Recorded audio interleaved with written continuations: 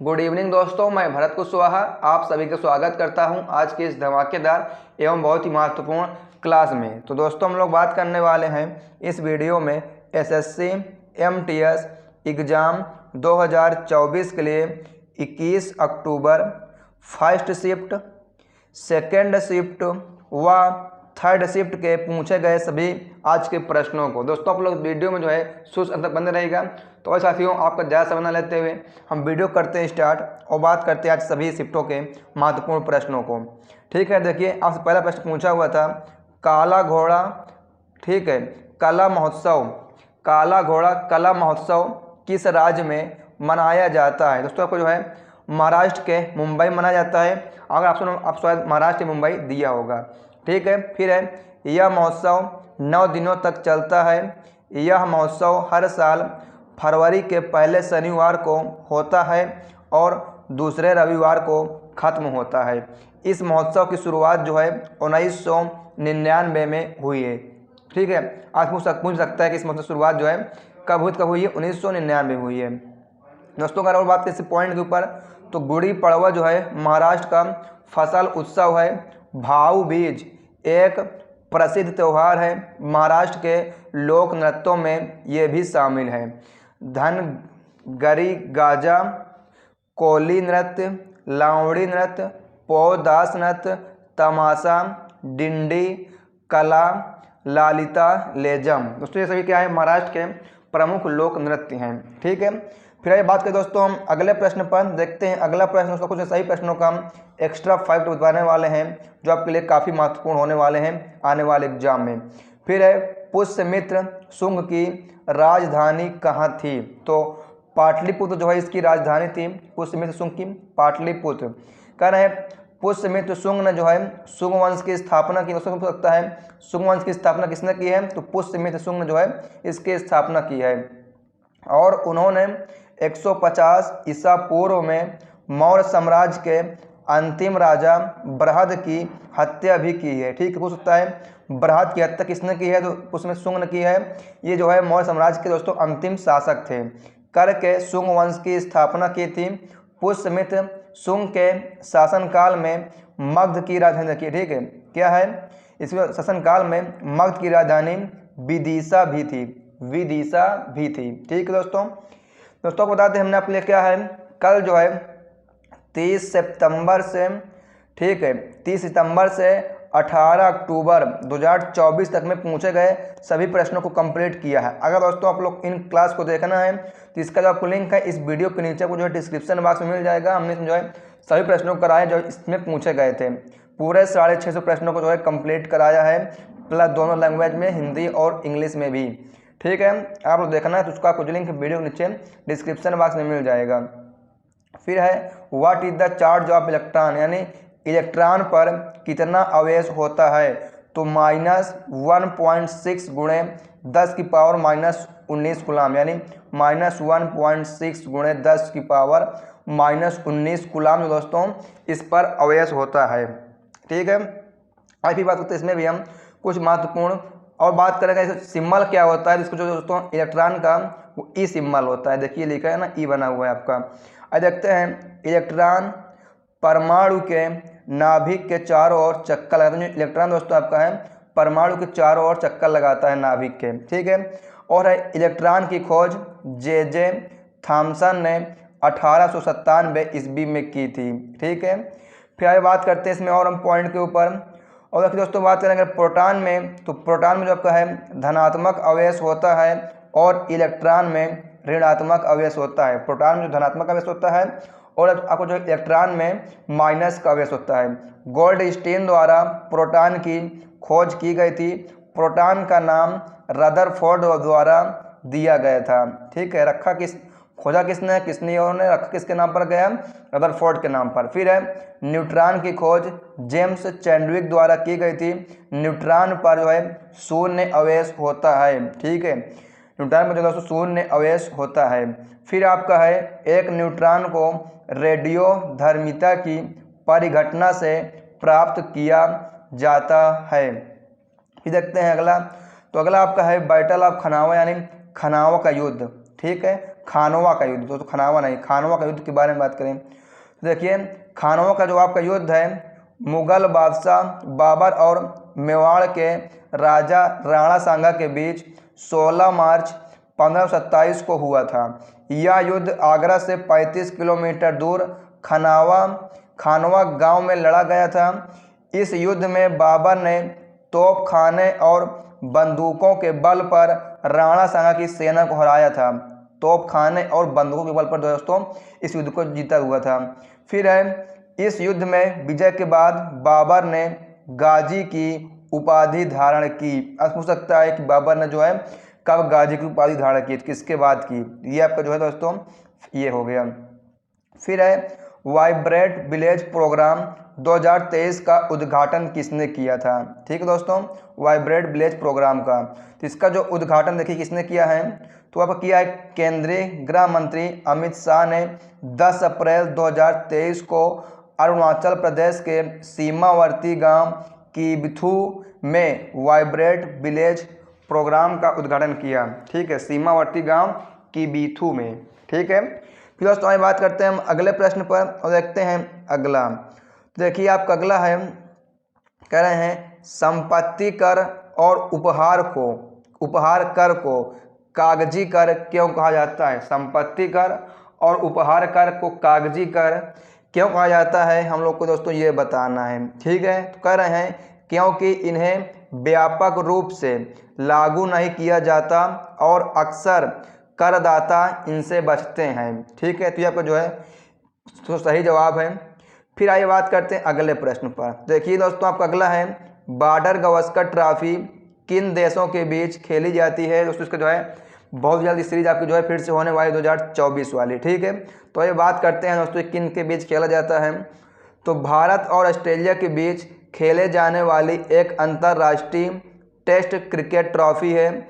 इसी ट्रॉफी का नाम भारत के पूर्व कप्तान सुनील गावस्कर और भारत के पूर्व कप्तान सुनील गावस्कर और ऑस्ट्रेलिया के पूर्व कप्तान एलन बॉर्डर के नाम पर रखा गया है, बॉर्डर सुनील गावस्कर ट्रॉफी। ठीक है दोस्तों, अगर बात करें इसका जो है फर्स्ट एडिशन कब हुआ था, इसका जो फर्स्ट एडिशन आपका है वो 1996 और 97 के बीच में हुआ था। अगर बात करें इसमें जो सबसे रन किसने बनाया है, तो मोस्ट रन जो है सचिन तेंदुलकर ने बनाया है 3235 रन। और जो है मोस्ट विकेट किसने लिया है, तो वो आपका जो है अनिल कुंबले, किसमें VGT बॉर्डर गावस्कर ट्रॉफी की दोस्तों हम जो है बात कर रहे हैं। ठीक है दोस्तों, आपको बता दें कि इसको जो है सचिन तेंदुलकर को क्रिकेट का भगवान कहा जाता है और जबकि अनिल कुंबले हैं इनको जो है जंबो के नाम से जाना जाता है। इनका भी जो है हाल ही में बर्थडे मनाया गया है। फिर आइए बात करते साथियों हम अगले प्रश्न पर देखते हैं अगला। तो अगला आपका है उत्तर दक्षिण गलियारा दो प्रमुख शहरों में किसको जोड़ता है। दक्षिण और उत्तर की बात कर रहा है।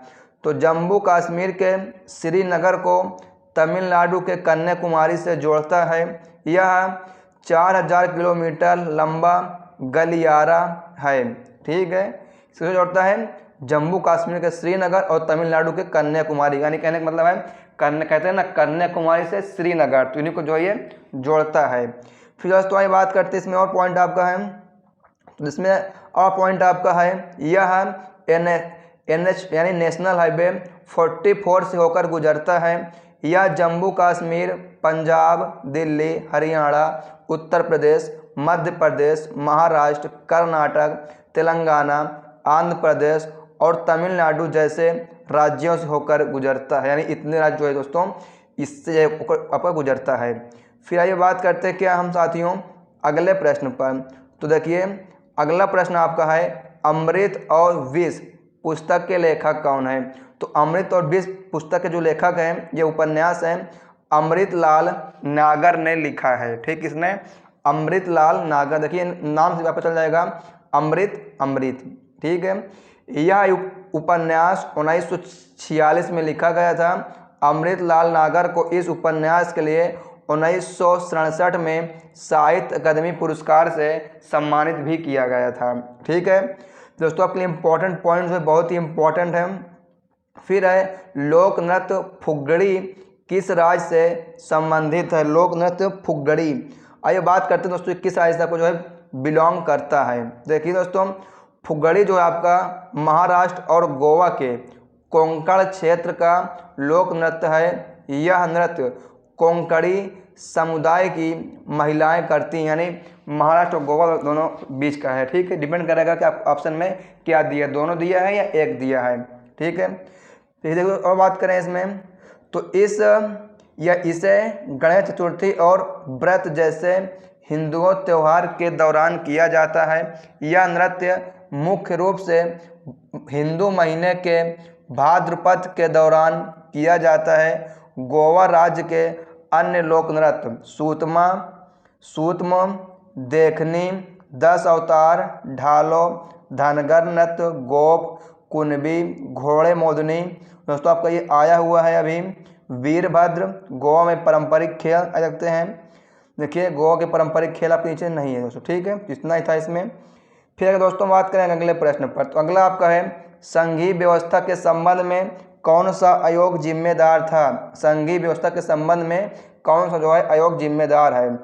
तो देखिए इसमें का जो आपका जिम्मेदार है भारत का वित्त आयोग है, जो भारत की संघीय व्यवस्था में भूमिका निभाता है। भारत में संघीय व्यवस्था की स्थापना किस अधिनियम में हुई थी। तो इसकी जो स्थापना 1935 का भारत सरकार अधिनियम, 1935 के भारत सरकार अधिनियम ने एक अखिल भारतीय संघ की स्थापना के लिए, ठीक है देखिए, स्थापना के लिए प्रावधान किया, जिसमें प्रांतों और रियासतों को इकाइयों के रूप में शामिल किया गया था। इसका उद्देश्य देश में संघीय राजनीति की स्थापना करना था। केंद्र और प्रांत के बीच सत्ता का विभाजन 3 सूचियों यानी साथी, ठीक है, प्रांतीय और समवर्ग सूची के मध्य किया गया है। फिर देखिए आपको दोस्तों अगला प्रश्न है 2023 में राष्ट्रीय बहुआयामी गरीबी सूचांक MPI के अनुसार बहुआयामी गरीब लोगों का सबसे कम प्रतिशत वाला केंद्र शासित प्रदेश कौन सा है। तो अब पुदुचेरी या दादरा और नगर हवेली जो है इसका सही जवाब हो जाएगा।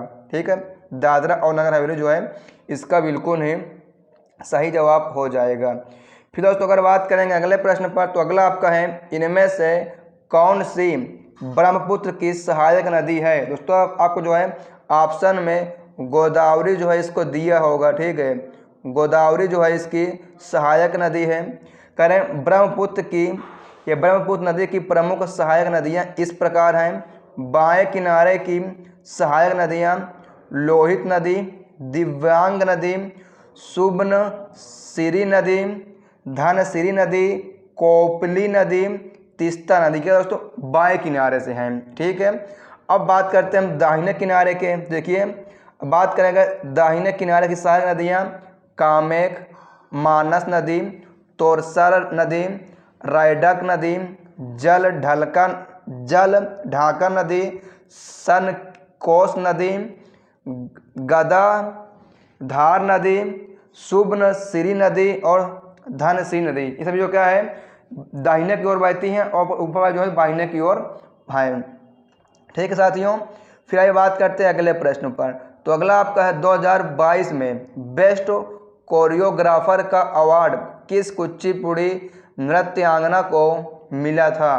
तो संध्या राजू ने तेलुगु फिल्म नाट्यम में अपने काम के लिए 68वें राष्ट्रीय फिल्म पुरस्कार में सर्वश्रेष्ठ कोरियोग्राफी का पुरस्कार जीता। किसने? संध्या राजू ने।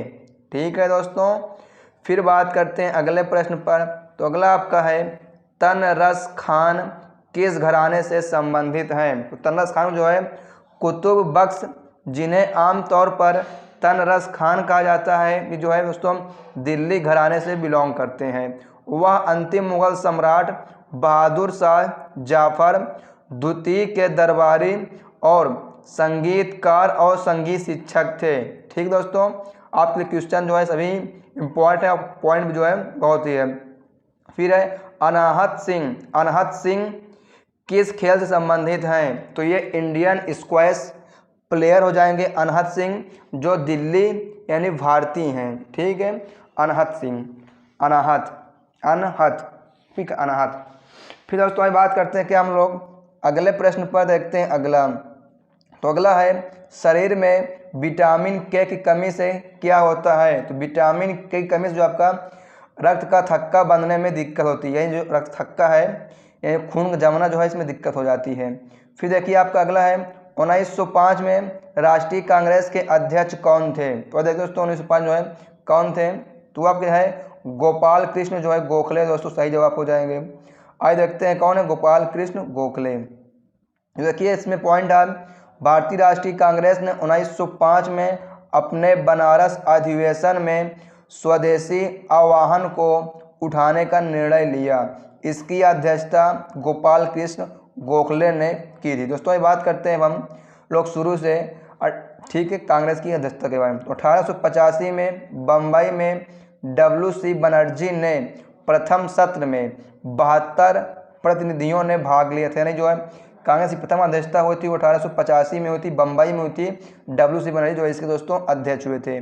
फिर इसके जो है अगली अध्यक्षता जो है अगला जो है इसका हुआ था 1866 में कलकत्ता में दादा भाई नौरोजी जो है राष्ट्रीय कांग्रेस और राष्ट्रीय सम्मेलन के अध्यक्ष थे। कौन? 1886 में कौन थे? दादा भाई नौरोजी। फिर आपका दोस्तों 1887 फिर सम्मेलन हुआ, इसमें जो है ये मद्रास में हुआ। सैयद बदरुद्दीन तैयब जी जो है मुसलमानों से अन्य राष्ट्रीय नेताओं से हाथ मिलाने की अपील की। इस मुसलमानों से अन्य राष्ट्रीय नेताओं से जो है हाथ मिलाने की अपील की थी। फिर आपका 1888 में इलाहाबाद में हुआ, जॉर्ज यूल ने जो इसकी की थी, प्रथम अंग्रेज राष्ट्रपति ये हुए थे, ठीक है, जॉर्ज यूल। फिर इसके दोस्तों अगले आपका हुआ था अधिवेशन 1896 कलकत्ता में रहीमतुल्लाह एम सयानी जो है राष्ट्रीय गीत वंदे मातरम जो है पहली बार गाया गया था 1896 में। फिर 1906 में इसका अगला अधिवेशन हुआ, दादा भाई नौरोजी के फिर थे अध्यक्ष। स्वराज शब्द का पहली बार उल्लेख हुआ। दोस्तों को सब कुछ बताया जा रहा है, ठीक है। फिर अगली जो अध्यक्षता हुई थी 1907 में, इसके जो है सूरत रासे बिहारी घोष जिसके अध्यक्ष थे। पार्टी उग्रवादियों और उदारवादियों में विभाजित हो गई, ये भी आपके लिए इम्पोर्टेंट है। फिर देखिए दोस्तों आपकी अगला जो है 1908 में हुआ, इसका भी वही थे, पिछला सत्र जारी था इसमें। फिर दोस्तों 1909 में लाहौर में हुआ, इसके जो है मदन मोहन मालवीय थे। भारतीय परिषद अधिनियम 1909 हुआ। फिर अगला अधिवेशन दोस्तों कांग्रेस का 1911 कलकत्ता में हुआ, बिशन नारायण धार जिसके जो है अध्यक्ष थे। फिर दोस्तों और क्या है, तो और आपका नहीं है। फिर दोस्तों आपको जो अगला प्रश्न शुरू हो रहा है, कह रहे हैं जिनके पास खाली स्थान है उन्हें सीमंत कार्यकर्ता कहते हैं। तो एक जनगणना वर्ष 183 दिनों से कम का कार्य, ठीक, एक जनगणना वर्ष में 183 दिनों से कम कार्य होता है जो है सीमंत कार्यकर्ता कहा जाता है। फिर देखिए श्रमिकों को मुख्य रूप से उनके कार्य के आधार पर मुख्य और सीमंत श्रमिकों के रूप में वर्गीकृत किया गया था। फिर जिन श्रमिकों ने वर्ष के अधिकांश भाग के लिए काम किया था उन्हें मुख्य श्रमिक कहा जाता है, यानी जिन्होंने सबसे मतलब जिसने सबसे ज़्यादा काम किया है उसको जो है मुख्य श्रमिक कहा जाता है एक साल वगैरह में। फिर है वर्ष के अधिकांश भाग का अर्थ 6 महीने यानी 183 दिन या उससे अधिक होता है। जिन लोगों ने वर्ष के अधिकांश भाग के लिए काम नहीं किया था अर्थात देखिए नहीं है, ठीक है। फिर देखते हैं आपका अगला है, बौद्ध धर्म में मातृ भिक्ष के शरणार्थी शरीर को क्या कहा जाता है। तो इन्हें जो है अक्सर स्तूप या अवशेष कहा जाता है। बौद्ध धर्म में मृत भिक्षु के शरणार्थी शरीर को क्या कहते हैं, तो स्तूप या अवशेष, ठीक, कहा जाता है। फिर दोस्तों अगर बात करते हैं अगले प्रश्न पर, तो अगला आपका है स्वपोषी के बारे में 4 कथन में से कौन सही है, आप लोग को जो है ये बताना है। तो हमें जो है दोस्तों इसमें सही तो पता नहीं है, ठीक है। स्वपोषी क्या होते हैं, स्वपोषी जीव अकार्बनिक तत्व को कार्बनिक तत्व में बदलते हैं, अकार्बनिक तत्व को कार्बनिक तत्व बदलना ही जो है स्वपोषी कहलाता है। यही जो है आपको ऑप्शन में शायद दिया होगा। फिर आपका है समुद्र की नर्सरी के रूप में जाना जाता है। तो मुहाना को अक्सर समुद्र की नर्सरी कहा जाता है, मुहाना। ठीक है दोस्तों, क्योंकि कई जानवर प्रजनन करते हैं और अपने जीवन का प्रारंभिक भाग वहीं बिताते हैं, मुहाना में। फिर आइए बात करते हैं अगले प्रश्न पर। देखिए दोस्तों, अगला प्रश्न आपका ये है, कह रहा है भारत में फसल ऋतु कौन सी है? तो खरीफ की है, रबी है और जायद जो है तीनों होती हैं। दोस्तों यहाँ जो हमारा है सेकेंड और थर्ड शिफ्ट जो है प्रश्न स्टार्ट हो रहे हैं। वो हमारा फर्स्ट था, अब जो है सेकेंड थर्ड हो गए। अगर दोस्तों बात करें खरीफ फसल के मौसम के बारे में, तो खरीफ का मौसम बड़े पैमाने पर दक्षिण पश्चिम मानसून के साथ समाप्त होता है। देखते हैं और दोस्तों कहा है आम तौर पर यह जून से सितंबर के बीच होता है। दोस्तों क्या है, खरीफ की फसल की जो है बात कर रहे हैं। ठीक है, जून से सितंबर के बीच में ख़त्म होता है, लगभग रहता है। ठीक है, और आपका इसके जो अगर बात करें तो चावल, मक्का, रागी, ज्वार, बाजरा, कपास, जूट, ये सब जो है क्या इसकी मौसमी फसलें हैं, ये प्रमुख फसलें हैं किसकी, खरीफ की। फिर दोस्तों बात करते हैं रबी फसल के मौसम के बारे में। तो वही देखते हैं रबी के बारे में। तो यह मौसम जो है दोस्तों सर्दियों की शुरुआत के साथ शुरू होता है, यानी जो है सर्दियों आने वाली शुरुआत जो है होने वाली है। आमतौर पर यह जून से सितंबर के बीच रहता है। चावल, मक्का, रागी, ज्वार, कपास इसमें फिर प्रमुख फसलें हैं। शायद दोबारा लिख गए, थोड़ा कन्फर्म कर लेंगे आपको। दोस्तों आपको बता दें इसका कुछ लिंक है या आपको इसका जो PDF दोस्तों आपको कहाँ मिलने वाला है, तो आपको मिलने वाला है हमारे डिस्क्रिप्शन बॉक्स में दिए गए टेलीग्राम चैनल पर मिलेगा। दोस्तों अभी तक आप लोगों ने वीडियो को लाइक नहीं किया तो वीडियो को लाइक करें और हमारे यूट्यूब चैनल पहली बार इस चैनल को सब्सक्राइब करें दोस्तों, क्योंकि आप लोग जो है किसी भी की हो आपको पेपर जो है ये पास कराया जाता है, वो भी 100% जेन्युइन प्रश्न के साथ। फिर दोस्तों ये बात करते हैं हम लोग अगले इसी में एक और पॉइंट के ऊपर। दोस्तों रबी की फसल लगता है, फिर ये आपका रबी का मौसम आ रहा है। ठीक है सर, वो उसी में कथा है दोस्तों। अब दोस्तों हमारा सेकंड नंबर रबी फसल के मौसम बारे में। तो यह मौसम जो है सर्दियों की शुरुआत के साथ शुरू होता है। ठीक है, इसमें पढ़ा पहले भी। यह जो मौसम आपका है यह अक्टूबर और नवंबर में शुरू होता है, मार्च और अप्रैल में जो है समाप्त होता है। ठीक है, अब ये हमारा जो है रबी का मेन है। गेहूं है, चना है, रेपसीड है, मस्टर्ड यानी सरसों है, जौ जो है इस मौसम की प्रमुख फसल है। खरीफ की नहीं, ये रबी की है। ठीक है, तो रबी की देखिए दोस्तों आप कितनी हैं, गेहूं, चना, रेपसीड, मस्टर्ड और जौ। फिर आइए बात करते हैं साथियों हम लोग अगले प्रश्न पर। इसमें देखते हैं फिर आपका जायद का फसल मौसम भी है, इसका जो आपको इम्पोर्टेंट पॉइंट नहीं लिखा हुआ है। फिर है निम्नलिखित में से कौन गोदावरी की सहायक नदी नहीं है, जिसमें गोदावरी लिखा है। देखते हैं इसमें थोड़ा सा कुछ हमें दिक्कत लग रहा है। ठीक है, तो देखिए गोदावरी बेसिन प्रायद्वीप की सबसे बड़ी नदी प्रणाली है और भारत में गंगा प्रणाली के बाद दूसरे स्थान पर है गोदावरी। ठीक है, आंसर को बताना है, ये इसका तो आंसर नहीं होने वाला है।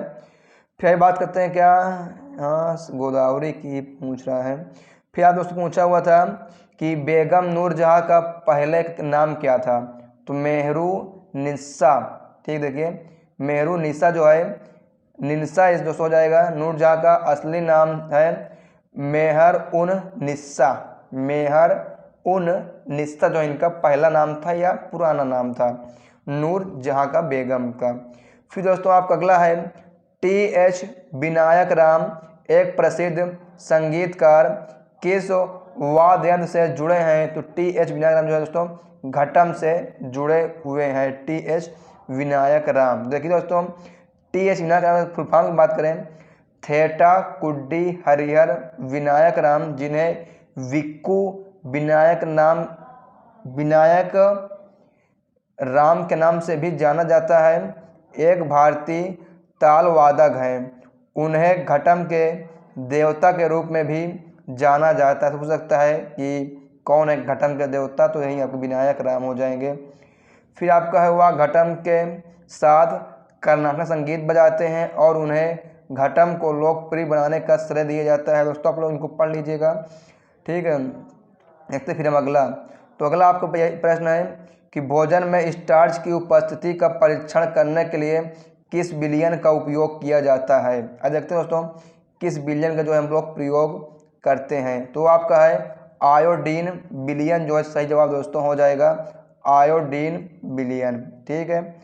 फिर देखिए इसमें कह रहा है स्टार्च के लिए रासायनिक परीक्षण में आयोडीन विलयन को मिश्रित किया जाता है और उसका रंग नीले या काले रंग में परिवर्तित होता है, जिससे स्टार्च की उपस्थिति ज्ञात हो जाती है।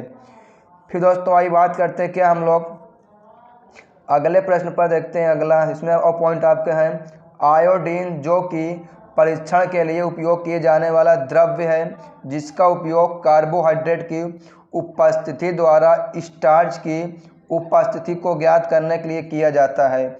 स्टार्च पौधों की हरी पत्तियों में होता है या पौधों में आरक्षित खाद्य पदार्थ के रूप में भी कार्य करता है। दोस्तों आपका हो गया। फिर आपसे अगला प्रश्न पूछा हुआ था राष्ट्रीय एकता दिवस 19 नवंबर को किसकी जयंती को चिन्हित करने के लिए मनाया जाता है। तो जो दोस्तों इंदिरा गांधी की जयंती को चिन्हित करने के लिए जो है 19 नवंबर को राष्ट्रीय एकता दिवस मनाया जाता है, जो आपका आने वाला है लगभग एक महीने में, ठीक है। आज आपकी होगा 19 नवंबर को ही मनाया जाता है। फिर देखिए इसमें दोस्तों पॉइंट की अगर बात करें, देखिए राष्ट्रीय एकता दिवस 19 नवंबर को इंदिरा गांधी की जयंती को चिन्हित करने के लिए मनाया जाता है। 19 नवंबर 2021 को भारत की पहली और अब तक की एकमात्र महिला प्रधानमंत्री इंदिरा गांधी की 104वीं जयंती मनाई गई। दोस्तों ये है भारत की एकमात्र महिला प्रधानमंत्री हैं इंदिरा गांधी। अगले इसमें पॉइंट आपका क्या है, तो उन्हें देश की आयरन लेडी के नाम से भी जाना जाता है कि नहीं, इंदिरा गांधी को। 19 नवंबर 1917 को जन्मी वह देश के पहले प्रधानमंत्री डॉक्टर जवाहरलाल नेहरू की बेटी थी। हो सकता है कि किसकी बेटी थी, तो डॉक्टर जवाहरलाल नेहरू की ये बेटी थी, जिनका जन्म जो है 19 नवंबर 1917 को हुआ था। फिर बात करते हैं अगले प्रश्न पर। तो अगला आपका है the best mistake of my life किसकी आत्मकथा है। तो ये जो है संजय खान की एक आत्मकथा हो जाएगी। The best mistake of my life Sanjay Khan की आत्मकथा है। फिर देखिए दोस्तों आपका अगला प्रश्न है देवधर ट्रॉफी किस खेल से संबंधित है। तो जो आपको है क्रिकेट से संबंधित हो जाएगा देवधर ट्रॉफी। फिर दोस्तों बात करते हैं अगले प्रश्न पर। कह रहे हैं देवधर ट्रॉफी भारतीय घरेलू क्रिकेट में सूची ए क्रिकेट प्रतियोगिता है, ठीक है। फिर दोस्तों देखते हैं इसमें और पॉइंट आपका, यह एक 50 ओवर का टूर्नामेंट है जो सालाना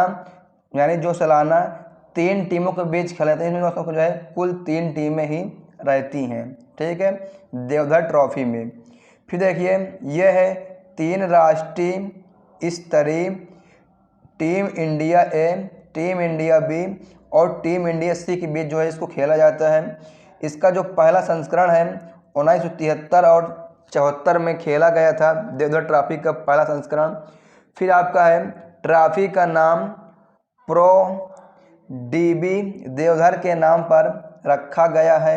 उन्हें भारतीय क्रिकेट के ग्रैंड ओल्ड मैन के नाम से भी जाना जाता है, ठीक है। उन्हें भारतीय क्रिकेट का जो है ग्रैंड ओल्ड मैन के नाम से भी जाना जाता है। फिर देखिए दोस्तों क्रिकेट से जुड़ी कुछ अन्य ट्रॉफियाँ, Vijay Hazare trophy, Gavaskar Border trophy, Wisden trophy, Duleep trophy, Rani Jhansi trophy, Ranji trophy, C K Naidu trophy, Irani trophy, इसमें जो क्या है क्रिकेट से जुड़ी कुछ अन्य ट्रॉफियाँ हैं, ठीक है दोस्तों। फिर आइए बात करते हैं हम अगले प्रश्न पर। देखते हैं अगला। तो अगला प्रश्न है वित्त आयोग का गठन एक अध्यक्ष और अन्य सदस्यों की संख्या के साथ किया जाता है। जो है एक आपका अध्यक्ष होता है और 4 जो है अन्य सदस्यों के साथ इसका जो है किया जाता है। 4 जो है सही जवाब है। फिर है आयोग ने हर 5 साल में एक अध्यक्ष और 4 अन्य सदस्यों को नियुक्त किया जाता है। फिर है वित्त आयोग, भारतीय संविधान के अनुच्छेद 280 के तहत भारत के राष्ट्रपति द्वारा समय समय पर गठित आयोग है। इसका जो मतलब गठन है वित्त आयोग का राष्ट्रपति द्वारा किया जाता है। फिर देखिए इसका और पॉइंट इसमें है, इसका गठन भारत की केंद्र सरकार और व्यक्तिगत राज्य सरकारों के बीच वित्तीय संबंधों को परिभाषित करने के लिए किया गया है। वित्त आयोग नियम 1951 संवैधानिक निकाय के सदस्य होने के मानदंड में है। फिर आपका है मेगास्थनीज ने भारतीय समाज को कितने श्रेणियों में विभाजित किया है? तो मेगास्थनीज दोस्तों भारतीय समाज को कुल 7 श्रेणियों में विभाजित किया है, 7। ठीक है, 7 सही जवाब हो जाएगा, यानी 7। फिर दोस्तों अगर बात करें अगले प्रश्न पर, तो अगला आपका है बुलंद दरवाज़ा किसका हिस्सा है? तो जो है फतेहपुर सीकरी का हिस्सा हो जाएगा आपका बुलंद दरवाज़ा। दोस्तों इतने प्रश्न हमने आपको बताया है, सभी जो आज के फर्स्ट और सेकंड और थर्ड शिफ्ट में पूछे गए हैं। हम दोस्तों आपको बता दें, हमारे चैनल पे कोई फालतू कारण आपको नहीं प्रोवाइड किया जाता है, आपको वही प्रोवाइड कराते हैं जो आपके लिए काफ़ी लाभदायक हो और 100% जो जेन्युइन प्रश्न हो। ठीक है दोस्तों, आपको बता दें आप लोग और किसी भी एग्जाम तैयारी कर रहे हैं तो आप लोग वीडियो को जो है सुचन तक देख लीजिए, क्योंकि जितने भी आने वाले एसएससी के एग्जाम हैं उनमें आपको जो है इसमें से बहुत ही मदद मिलने वाली है। फिर है फतेहपुर सीकरी में बुलंद दरवाज़ा का निर्माण महान मुगल सम्राट अकबर ने 1575 में कराया था। अकबर ने गुजरात पर अपनी जीत के उपलक्ष्य में बुलंद दरवाज़ा का निर्माण करवाया था। ठीक है, पूछ सकता है कि अकबर ने किसकी जीत पर किया था। फिर आपका जो है अगला प्रश्न है, भारत के किस केंद्र शासित प्रदेश में ग्रामीण जनसंख्या सबसे ज़्यादा है? ठीक है, तो दादरा और नगर हवेली, दमन और दीव, दो ऐसे जो आपके हैं यूनाइटेड टेरिटरी जहाँ जो है ग्रामीण जनसंख्या सबसे अधिक है। फिर आगे बात करते हैं इसमें और देखिए, भारत के केंद्र शासित प्रदेशों में ग्रामीण जनसंख्या सबसे ज़्यादा दादरा नगर हवेली और दमन द्वीप में है। यह केंद्र शासित प्रदेश मुख्य रूप से ग्रामीण क्षेत्रों से घिरा हुआ है और यहाँ की अधिकांश जनसंख्या ग्रामीण क्षेत्र में निवास करती है। ये आपको जो है इम्पॉर्टेंट पॉइंट्स हैं। फिर आपका है न्यू लैम्प्स फॉर ओल्ड पुस्तक किसने लिखी है या किसने लिखा है? तो देखते हैं किसने जो है इस पुस्तक को लिखा है। तो अरबिंदो घोष ने जो है लिखा है इस पुस्तक को दोस्तों, अरबिंदो घोष जो है सही जवाब है। फिर आपका अगला प्रश्न है, संविधान सभा में उद्देश्य प्रस्ताव किसने पेश किया? तो जवाहरलाल नेहरू ने जो है इस प्रस्ताव को पेश किया है संविधान सभा में। फिर देखिए दोस्तों आपका अगला है, संविधान सभा में उद्देश्य प्रस्ताव को पंडित जवाहरलाल नेहरू ने 13 सितंबर 1946 को पेश किया था। इस प्रस्ताव को संविधान सभा ने 22 जनवरी 1947 को सर्वसम्मति से अपनाया था।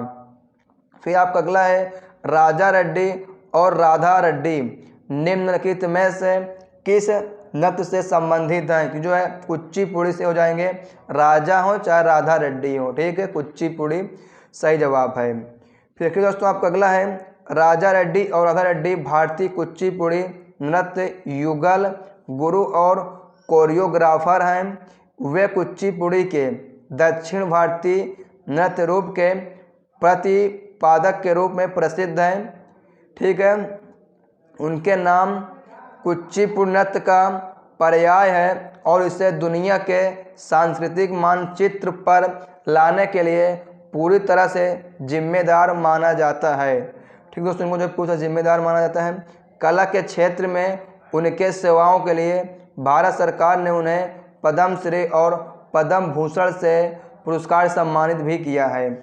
फिर है, गिद्दा और भांगड़ा किस भारतीय राज्य के लोक नृत्य हैं? तो गिद्दा और आपको जो भांगड़ा है दोस्तों पंजाब का लोक नृत्य हो जाएगा। गिद्दा हो चाहे भांगड़ा, पंजाब जो है सही जवाब है। भैया दोस्तों अगर बात करें गिद्दा के बारे में, ठीक है, तो यह एक महिला लोक नृत्य है जो महिलाओं द्वारा एक घेरे में ताली बजाते हुए और पारंपरिक गीत गाते हुए करती हैं गिद्दा, किसको? गिद्दा को।